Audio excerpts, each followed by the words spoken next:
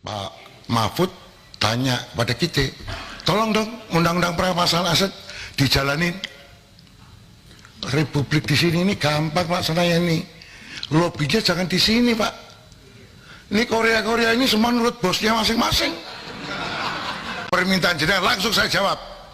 Bambang Pacul siap kalau diperintah.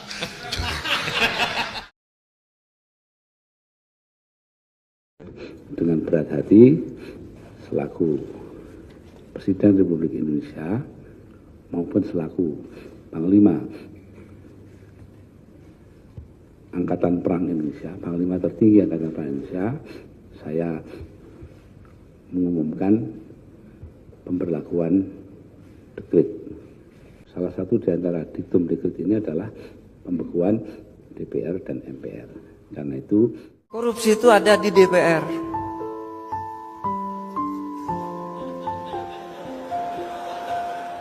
Apa bentuknya di DPR itu?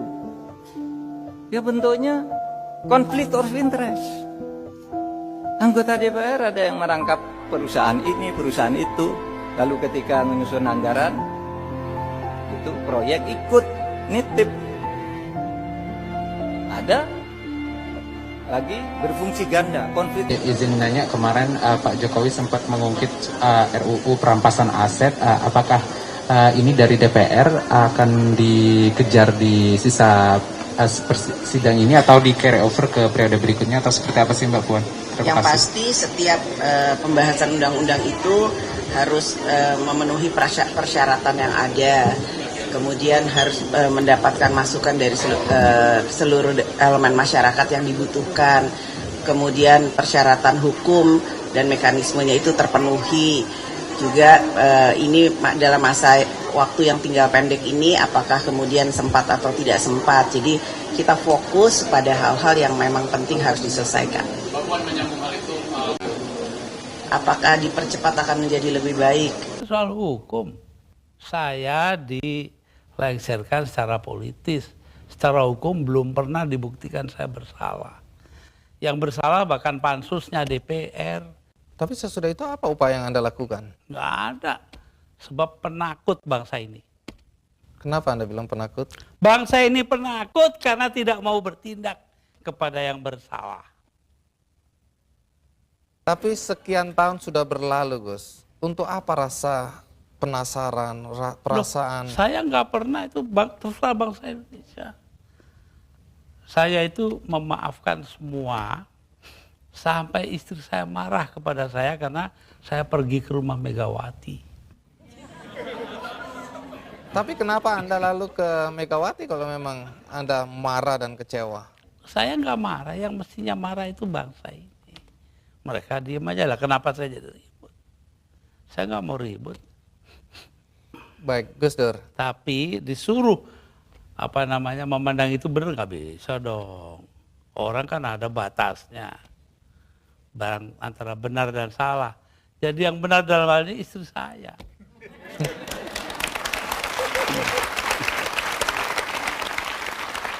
Tapi kenapa Gus Dur nggak mau nurut Tanya sama dia, istri? jangan tanya saya dah. 300.000 orang Mas tanda tangan supaya saya jangan berhenti jadi presiden, tahu? Tapi saya bilang daripada bangsa ini pecah dalam pertempuran, darah mengalir karena saya, mendingan saya lengser aja deh. Nah itu. Tapi omongan ini kan dibilang omongan ngawur, Gus. Karena faktanya ketika Anda bilang nanti jutaan orang akan datang masuk Jakarta, orang-orang dari Jawa Timur. Begitu ditunggu-tunggu nggak datang. Saya yang nahan kok.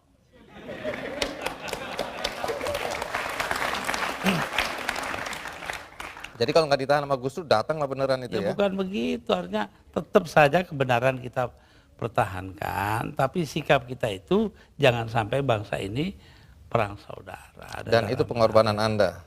Ya bagi saya bukan korban, biasa aja. Nah, satu pemandangan yang kurang elok, Gus. Anda keluar memakai celana pendek dan kaos oblong. Banyak orang bilang itu tidak pantas sebagai presiden Anda tampil seperti itu. Mengapa Anda tampil seperti itu? Lah ya itu supaya saya nggak dianggap presiden. Terus manfaatnya apa dengan dianggap tidak sebagai presiden? Loh, orang dingin hatinya, nggak jadi marah. Siapa yang paling bertanggung jawab atas pencopotan Gus Dur sebagai presiden? Dalam upaya mencopot Anda, siapa orang yang paling bertanggung jawab atas pencopotan tersebut menurut Anda? 2, Siapa? Amin Rais dan Megawati. Mengapa? Hah? Tanya sana dong, gue tanya. Tapi mengapa setelah peristiwa ini hubungan Gus Dur dengan Amin Rais dan Megawati terlihat mesra kembali? Kalau memang Megawati dan Amin Rais dianggap orang yang paling bertanggung jawab atas pencopotan Anda, apakah Anda dendam sama mereka? Nah, ngapain dendam Mama Amin? Artinya Gus Dur sudah melupakan itu, sudah memaafkan. Maafkan, lupa sih enggak. Nah, pernahkah setelah peristiwa ini, apakah itu Megawati atau Amin Rais datang ke Anda untuk meminta maaf? Enggak ada. Mereka merasa dirinya benar, ya sudah. Besok-besok akan terbukti oleh bangsa ini sendiri kok. Pernyataan ini agak bertentangan dengan kenyataan bahwa kelihatannya Gus Dur sama Pak Amin Rais sama Ibu Megawati akur-akur aja, rukun-rukun aja. Saya di dunia ini yang pantas pemimpin Indonesia ya, yang pantas jadi musuh saya cuma satu, Mas. Siapa itu? Pak Harto.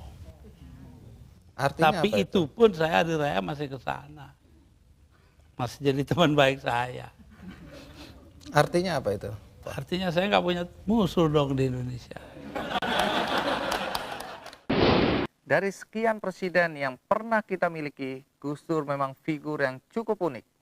Banyak yang mengatakan Gus Dur adalah figur yang nekat dan ucapan serta keputusannya sering sulit dipahami.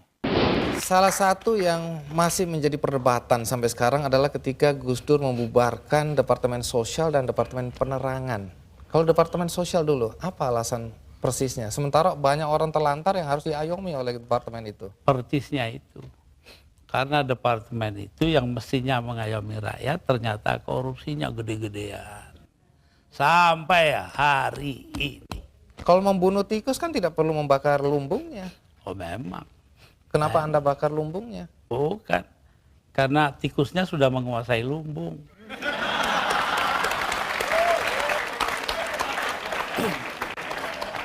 Depan dibubarkan, Kalau Depan jelas. akibatnya sekarang pers itu sangat tidak terkontrol. Begini Bahkan pornografi sekarang merajalela. ya. Betul. Itu dosa Anda loh. Enggak dong. Dosa yang nyarin. Saya diapa-apakan itu saya bekerja menurut ketentuan Undang-Undang Dasar. Undang-Undang Dasar menjamin kebebasan berpikir. Dan itu hanya mungkin kalau Depan nggak ada. Sekarang nggak ada kebebasan berpikir. Tapi kalau kebebasannya seperti sekarang nggak ada yang kontrol, Gus. Loh, Siapa ya aja bisa. Kita kontrol nanti dong. Siapa yang mengontrol? Ya antara kita aja. Kenapa sih masyarakat juga penting peranannya kok? Memang hanya pemerintah aja. Baik, Gus. Satu lagi hal yang dicatat ketika Anda menjadi presiden dan agak kontroversial, yaitu masalah PKI. Banyak orang begitu khawatir ketika Anda dulu mencabut TAP MPR nomor 25 MPRS 1966. Sebab bertentangan dengan Undang-Undang Dasar, Mas. Tapi itu ada kesan pembelaan Anda terhadap orang-orang ex-PKI Ya dan keluarganya. terserah, kesan nggak kesan terserah. Apa alasan Yang Anda? terpenting itu bahwa tugas mengucilkan PKI itu bukan tugas negara. Itu yang penting. Apa artinya pemisahan agama dari negara kalau negara ngurusin segala hal? Padahal yang menentang PKI kan cuma beberapa gelintir orang aja. Dengan keterbatasan fisik, ternyata Gus Dur tercatat sebagai presiden yang memiliki jadwal kunjungan ke luar negeri yang paling banyak. Hanya dalam kurun 20 bulan kepemimpinannya yang singkat itu, dia sudah melakukan kunjungan kenegaraan sebanyak 80 kali. Jadi Gus Dur merasa itu karena jasa Gus Dur? Bukan, artinya tugas saya begitu. Perkara saya berjasa itu adalah soal kedua. Tapi ada yang menuduh bahwa Gus Dur ini sebenarnya menggunakan aji mumpung. Mumpung jadi presiden, dibayari negara, keliling jalan-jalan. Allah nanti sejarah akan membuktikan. Tapi Gus Dur, perjalanan Anda itu menelan biaya sampai 52,7 miliar. Ya, tapi eksistensi Indonesia sebagai satu negara harganya jauh lebih tinggi. Jadi nggak bisa dipersoalkan itu Nggak biaya. bisa dipersoalkan. Loh, kalau enggak kan udah dipakai oleh orang-orang brengsek itu.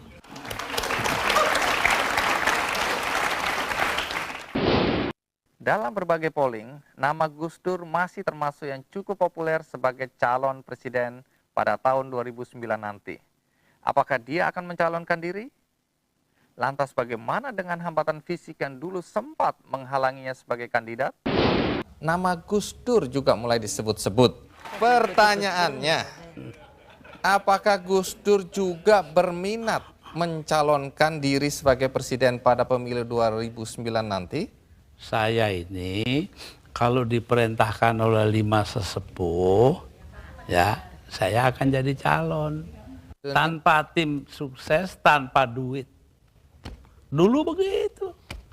Kalau Gus Dur maju tadi tanpa uang, tanpa macam-macam, lalu modal Gus Dur apa? Kepercayaan masyarakat. Apa Gus Dur yakin masyarakat masih percaya sama Gus Dur? Loh, bagaimana nih?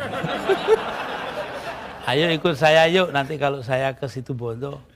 250.000 orang. Berbanding 100 atau 200 juta sedikit sekali itu Gus. Loh, kalau cuman dia, lah banyak. Saya ini tiap 2-3 hari sekali, 2 atau 3 hari sekali ini kiai kampung. Kalau mau ikut nanti hari Kamis ke Cicalengka dengan saya, tempatnya Ajengan Said. Itu 3.000 kiai kampung. Kembali ke dalam konteks Gus Dur akan mencalonkan diri, katakanlah setelah mendapat restu dari 2 kiai lainnya. Pertanyaannya, dengan kondisi penglihatan yang terkendala ini Gus Dur, dan itu menjadi hambatan ketika Gus Dur dulu mau maju oleh KPU, dianggap bahwa tidak memenuhi persyaratan kesehatan fisik. Melanggar undang-undang. Tapi kan itu masih ada sampai sekarang Gus Dur. 4 buah undang-undang karena KPU-nya dibiarkan curang. Kalau kemudian itu terjadi lagi sekarang ini tahun 2009? Ya biar aja. Rakyat masih ada ini. Tapi Gus Dur berarti nggak bisa maju dong? Apa? Nggak bisa maju karena Terus saya itu terkendala oleh... nggak butuh maju kok. Orang tua itu kan punya solusi sendiri nanti. Ini sedikit berandai-andai Gus Dur. Kalau akhirnya Gus Dur tidak maju, siapa tokoh yang Anda anggap pantas untuk memimpin bangsa ini ke depan? Lebih dulu tanyalah, apa yang harus diperbuat bangsa kita. Bangsa kita ini paling kaya di dunia, kok jadi paling melarat sekarang? Artinya? Karena korupsi dibiarkan, tidak ditindak.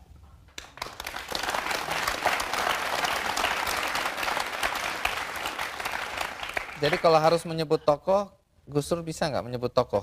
Siapa kira-kira yang pantas dari yang ada? Nanti dong, rahasia perusahaan. Berbagai fakta dan pandangan yang diungkapkan Gus Dur tadi melengkapi kisah seputar gejolak politik kekuasaan di negara kita. Namun setiap fakta yang diungkapkan, terutama oleh para pelaku, dapat kita jadikan masukan untuk sebuah